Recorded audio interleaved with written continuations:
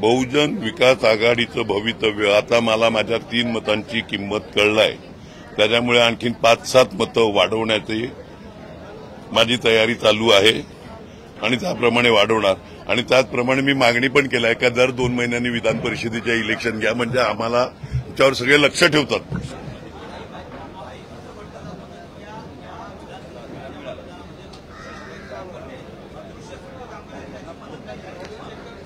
या विधान परिषदेच्या इलेक्शन माझा जिल्हा, माझा तालुका, माझी लोक ही शक्ती माझ्याबरोबर आहे। अदृश्य शक्तीचं मला काय माहिती नाही।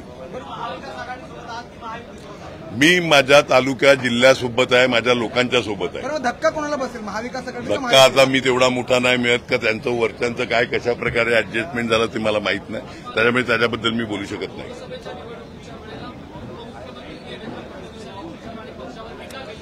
चालते ना, टीका आम्ही पण केली त्यांच्यावर। इलेक्शन म्हटल्यावर एक दुसऱ्यावर चिखल फेकायचं असते, तो फेकला, फक्त त्याचा दर्जा ठेवावा एवढं या माध्यमातून मी सांगेल।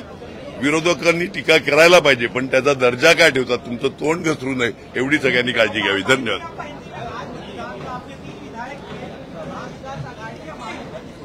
नहीं, मैं मेरे जिले के, मेरे तालुका के, मेरे लोगों के साथ रहता हूं, मैं किसी के साथ रहता नहीं। मेरा विकास करने दो ना, तब तक मेरी राह देखो सब लोगों ने।